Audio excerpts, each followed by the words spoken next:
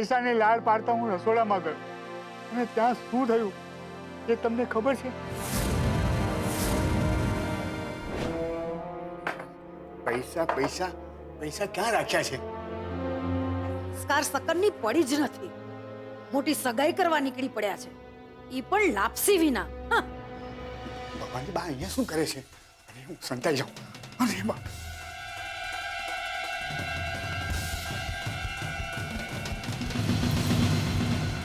ઘરમાં મને કોઈ જોઈ જાય એ પહેલા હું પાટલા બાંધીથી ભાગી જાઉં, એટલે કોઈને ખબર નહીં પડે કે સગાઈની ટાઈમે હું ઘરમાં આવ્યો હતો. દીનુ કાકા,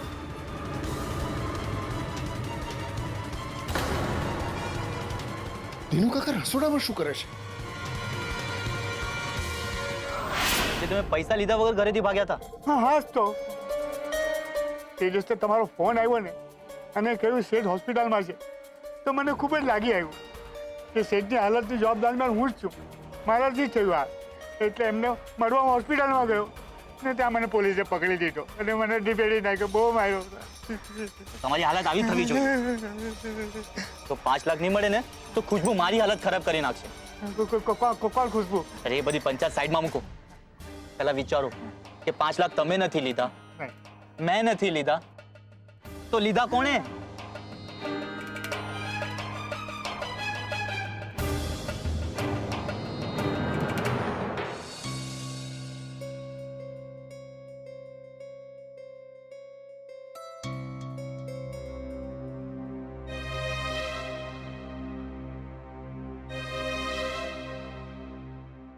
જય શ્રી કૃષ્ણ મમ્મીજી. જય શ્રી કૃષ્ણ બેટા. જય શ્રી કૃષ્ણ નહીં, જય હાટકેશ બોલવાની આદત પાડી લે કિંજલ. કારણ કે હવે તું ભટ્ટ પરિવારનો નહીં, ત્રિવેદી પરિવારનો હિસ્સો બની ગઈ છે. મમ્મી જો, મેં કિંજલને રિંગ પહેરાવી દીધી અને કિંજલે મને. પણ સુશાંત કુમાર, આટલી બધી ઉતાવળ કરવાની શી જરૂર હતી? એકવાર કિંજલના પપ્પા ઠીક થઈ જાત કે પછી આપણે સાગરભાઈને પૂછીને રાહુ કેતુ બધું જોઈને ગોઠવત ને સગાઈનો દિવસ. પણ મમ્મી, મને ખબર નથી કે પપ્પાને ક્યારે ભાન આવશે, અને મને લાગે છે કે પપ્પાની ટ્રીટમેન્ટ પણ બરોબર નથી થતી. અને એમ જોતા જો એમાં મારે અમેરિકા જવાનો કોલ આવી ગયો તો? મીરાબેન, હું જાણું છું સુશાંતે થોડી ઉતાવળ કરી નાખી છે. એને વડીલોની હાજરીમાં વીંટીઓ બદલાવાની જરૂર હતી.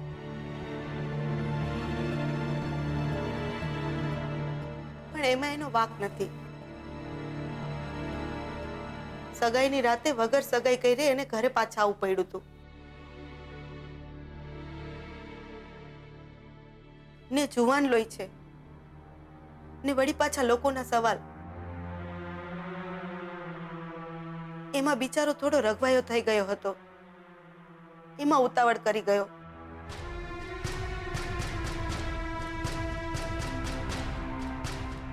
બાકી જો તમને એવું લાગતું હોય ને તો આ વાત આપણા 4 સિવાય કોઈ નથી જાણતું. ને કોઈને કહેવાની જરૂર પણ નથી. હમણાં સુશાંતના પપ્પા આવતા જ હશે. આપણે એને પૂછીને નક્કી કરી લઈએ કે શું કરવું કે શું ન કરવું.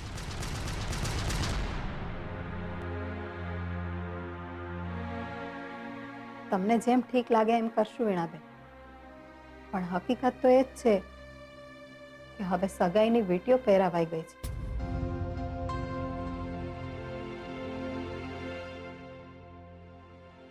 તે એની ક્યાં ના છે? એક કામ અટકેલું હતું તે પૂરું થયું.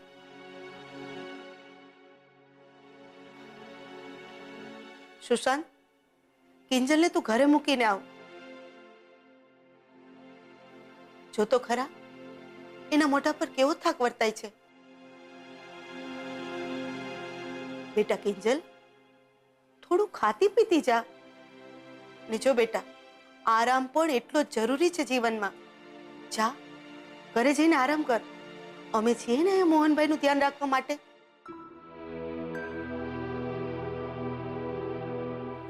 ભલે મમ્મીજી. જય હાટકેશ. બેટા કિંજલ, તારા મોઢે જય શ્રી કૃષ્ણ બહુ મીઠું લાગે છે.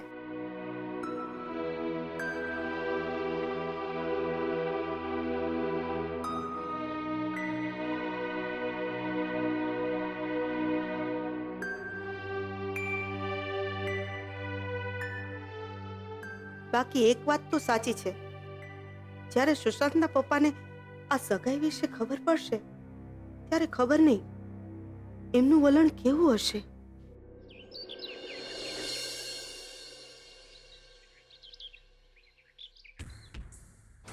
હાથ છે હવે તો આ સુશાંતનું.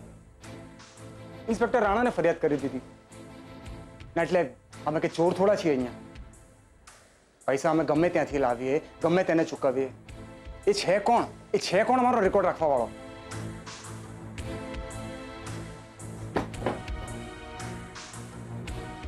ઉત્કર્ષ, આવ ને, બેસ ને.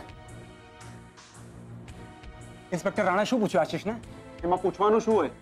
એના મોઢા પર સીધી 3 લાખની રસીદ ચોંટાડી દીધી અને એને કીધું કે પૈસા રોકડા ભલે હોય પણ વ્હાઈટ ના છે. એના પછી કોઈ ડાઉટ જ ના રહ્યો. Thank God. અને પેલા સુશાંતને વાત જણાવી કે નહીં તે? એનું તો તું નામ જ નહીં લે રૂપેશ. એ તો સારું છે કે કિંજલ તારા અને મારા પર વિશ્વાસ કરે છે. એ તો બહુ ગડબડ થઈ જાય યાર. અને પાછો મને કહે છે કે હું કિંજલને પ્રેમ કરું છું. અને મેં જાણી જોઈને સગાઈના દિવસે કિંજલના ડ્રેસની ચેન. એક નંબરનો શકી માણસ છે સુશાંત. તું જોજે રૂપેશ. એનું પ્લાન આ જ છે કે એકવાર કિંજલ અમેરિકા પહોંચી જાય એના પછી આપણા કોઈ સાથે એને મળવા નહીં દે. એમ? સારું છે, તું સુશાંતને સારી રીતે ઓળખી ગયો છે. મારા ઓળખવાથી શું થાય યાર રૂપેશ? પણ કિંજલ તો એને નથી ઓળખતી ને. અને હું પોતાની જાતને અત્યારે એટલો હેલ્પલેસ ફીલ કરી રહ્યો છું ને કે વાત નહીં પૂછ. નહીં પૂછું, પણ એક વાત કહું. તારા શબ્દો થકી અને તારા ગુસ્સા થકી તું જે કિંજલ માટે ફીલ કરે છે ને એ દેખાય છે. એનું શું? એવું કંઈ નથી યાર રૂપેશ. મારા તરફથી પણ અને કિંજલ તરફથી પણ.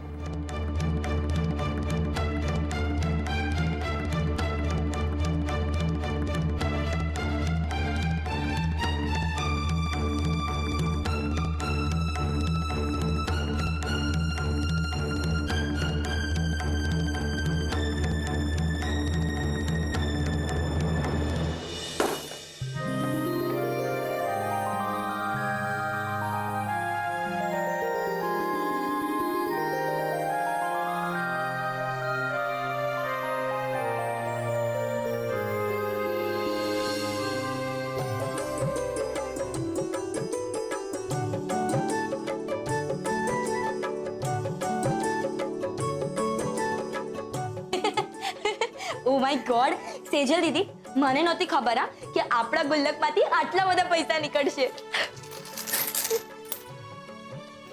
My God. કિંજલ ઠીક છે? હા, ઠીક છું હું. અને તું શું કહેતી હતી? ગુલ્લકમાં બહુ બધા પૈસા છે, હે ને? હા કિંજલ, એ તો ઠીક છે, પણ આપણે જોવાનું એમ છે કે આ બધા પૈસામાંથી આપણા ઘરનું લાઇટ બિલ, બધાના મોબાઈલનું બિલ અને ઘર ખર્ચ નીકળે છે કે નહીં.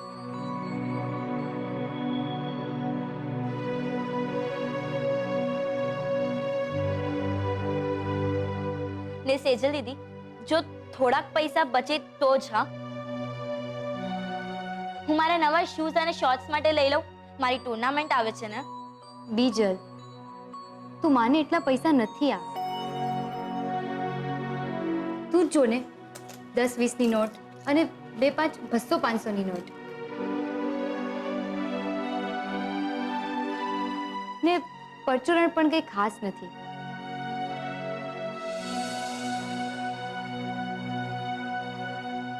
મારા હિસાબે 3000થી વધારે નહીં હોય.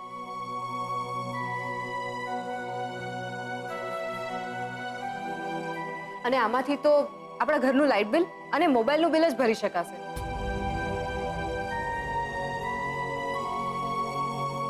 પછી કિંજલ, ઘર ખર્ચનું શું? તું એની ચિંતા નહીં કર. બેંકમાં થોડા પડ્યા હશે ને થોડા બહુ તારી ટ્યુશનની ફી ના. મને લાગે છે કે આ મહિનો આરામથી નીકળી જશે. પણ દૂધ માટે તો કોઈ ઉધાર દેવા તૈયાર નથી. કિંજલબેન, દૂધ માટે તો રોકડા જ જોઈશે ને. ગુલાબ, તું ચિંતા નહીં કર, હું બેંકમાંથી લેતી આવીશ. કિંજલબેન, જો તમને વાંધો ના હોય તો હું સાહેબને જઈને હોસ્પિટલમાં મળી આવું. કેટલા દિવસથી એમનું મોઢું નથી જોયું. હા, ને આ દુકાન કોના ભરોસે મૂકીશ? દીનુ કાકાના. ઉત્તરીણી, સારું થયું તમે દીનુ કાકાનું નામ લીધું. બીજલબેન, તમને ખબર છે રાહુલભાઈ આજે દીનુ કાકાને દુકાનેથી ઉપાડીને ક્યાંક લઈ ગયા છે.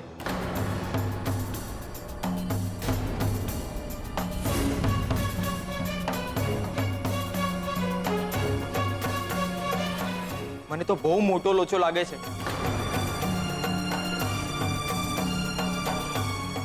એકવાર સાહેબને જોવા નહીં જાઓ ને તો ચાલશે, પણ ગલ્લો તો દીનુ કાકાના ભરોસે નહીં જ મૂકું. તું ચિંતા નહીં કર, તું પપ્પાને મળી આવજે, હું દુકાન સાચવી લઈશ. હા, ને કિંજલબેન, તમને કોણ સાચવશે? હાલત જોઈ છે બેન તમે પોતાની. જઈને આરામ કર. હું ને સેજલ દીદી બધું સાચવી લઈશું. હા, જઈને આરામ કર. ઠીક છે.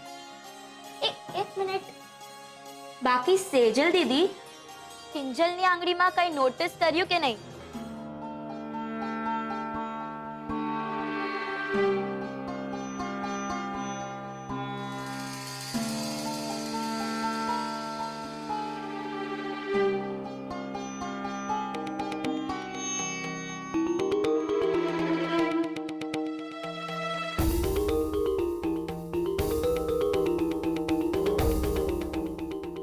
કિંજલ, આ તો સગાઈની વીંટી છે ને? તારી પાસે ક્યાંથી આવી? એ બધી પછી વાત, હું જાઉં છું. કિંજલ, કિંજલ, કિંજલ, શું થાય છે તને?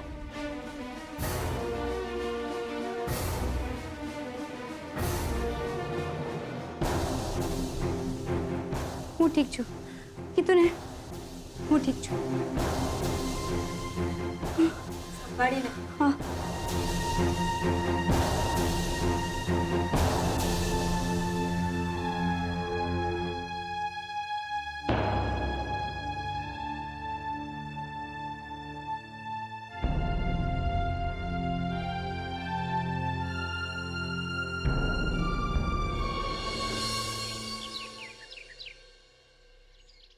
કિંજલ, જો તારા માટે ગરમા ગરમ. લો, સૂઈ ગઈ. કિંજલ, કિંજલ ઉઠ બેટા. કિંજલ ઉઠ. જો તારા માટે ગરમા ગરમ શીરો બનાવે છે, થોડું ખાઈ લે ને એટલે તાકાત આવશે. મને ખબર છે બેટા, પછી સુશાંત કુમારે તારા હાથમાં સગાઈની વીંટી પહેરાવીને તારી જરાય મરજી નહોતી, પણ અત્યારે તારી માં એટલી મજબૂર છે તારા માટે કંઈ બોલી શકે એમ નથી. મમ્મી, આટલી દુખી કેમ થાય છે? બસ તો એ જોતી હતી કે જે છોકરીની સગાઈ થઈ હોય ને એના ચહેરા પર કેટલી ખુશી છલકાતી હોય છે, જ્યારે તારા ચહેરા પર તો જવાબદારીનો મણમણનો ભાર છે. ચલ, થોડો શીરો ખાઈ લે એટલે તાકાત આવશે. અરે વાહ, જેને જોડા ખવડાવવાના હોય એને તું શીરો ખવડાવી રહી છો. વાહ મેરા બહુ વાહ. એક કામ કરો ને, મારા હાટું થોડુંક ઝેર બનાવી લઈ આવો ને, એટલે હું ગટકાવી જાઉં, એટલે તમને કાયમની શાંતિ. અરે બા, આવું કડવું કેમ બોલો છો? સુશાંત કુમારે કિંજલના હાથમાં વીંટી પહેરાવી દીધી એમાં બિચારી કિંજલનો શું વાંક? અરે વીટી પહેરાવી તો પહેરાવી, કોની બલાથી આય કોને પડી છે? મને ઈ કે ઓલા રાણાને કોણે કીધેલું કે જઈને મારા રાહુલને સવાલ કરે? તે જ ને. તારા પાસપોર્ટના કાગળિયા ફાડી નાખેલા એટલે તે બદલો લીધો ને? ઝેરીલી. બા પ્લીઝ, ઇન્સ્પેક્ટર રાણાએ બધાને સવાલ કર્યા છે, પછી એ ગુલાબ હોય, દિનુ કાકા હોય કે ઉત્કર્ષ હોય. તો પ્રોબ્લેમ શું છે? મારો પ્રોબ્લેમ ઈ છે કે તે જે અત્યારે નામ ગણાવ્યા ને, ગુલબો, ઉત્કર્ષ્યો, કામચોર દિનિયો, ઈ બધા મારા હગા નથી થતા. પણ રાહુલ તો તારો ભાઈ થાય છે ને, તો તે એની વિરુદ્ધ જઈને કાન ભંભેડી કરી ઓલા પોલીસ વાળા પાસે જઈને?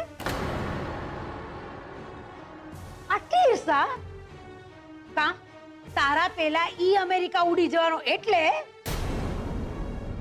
બા,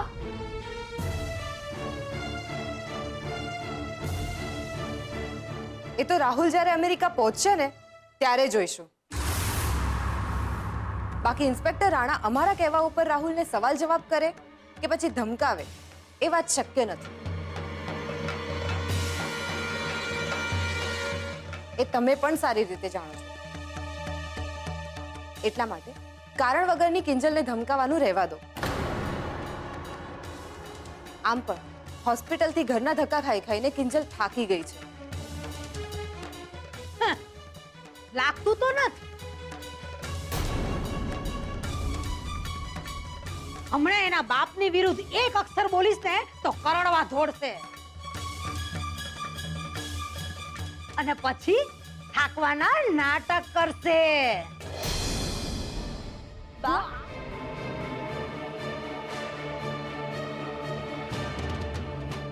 નાટક તો છે ને આ રાહુલભાઈ કરી રહ્યા છે. રાહુલભાઈના ફોનમાંથી દિનુ કાકાનો નંબર મળ્યો છે.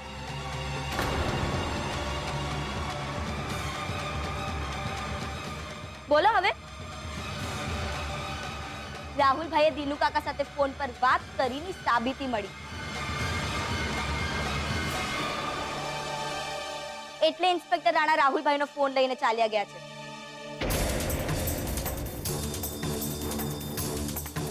બાકી હકીકત તો એ જ છે કે રાહુલભાઈ આજે અત્યારે ભોગવી રહ્યા છે ને, એમના પોતાના જ કરતૂતોના કારણે છે. હવે જા જા કરતૂત વાળી. ના જોઈ હોય તો મોટી, તમે ત્રણેય જણીઓ છાની છછુંદર જેવીઓ છો. પેલા પ્રેમથી ફૂંક મારી અને પંપાડે, અને પછી ક્યારે બટકું ભરી જાય ને એની ખબર સુદ્ધા ન પડે.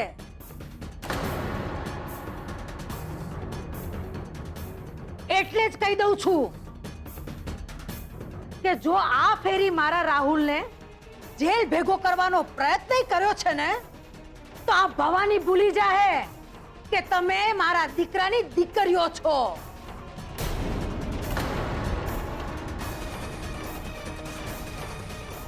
અને સૌથી પહેલા તો આ કિંજલડી, એનું તો જીવવાનું હરામ કરી દઈશ.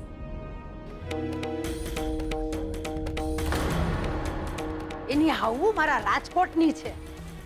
અરે મીઠું મરચું ભભરાવી ભભરાવીને એવી વાત કરીશ ને કે એને તો સાસરામાં ખાડા ખાવા મળશે. આવું ના બોલો બા. જો રાહુલે ચોરી નથી કરી તો પોલીસ શું કામ પકડી જાય? એટલે જ કહું છું, આવે તો ખરો ઈ રાણો મારા રાહુલને પકડવા. અરે ટાંટિયાને હાથ મરોડી, મોઢું કાળું કરી અને આખા તાપીનગરમાં ગધેડે બેસાડીને સરઘસ નો કાઢું ને તો મારું નામ એ ભવાની નહીં. મીરા વહુ, તમારા ત્રણેય સાપના ભારાને સમજાવી દેજો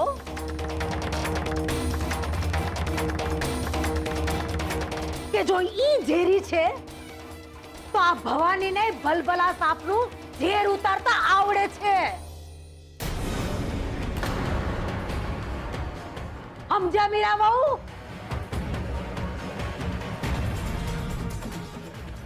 ભાગી જા. પણ બા બા કિંજલ કિંજલ! કિંજલ બેટા શું થાય છે કિંજલ આંખો ખોલ બેટા કિંજલ કિંજલ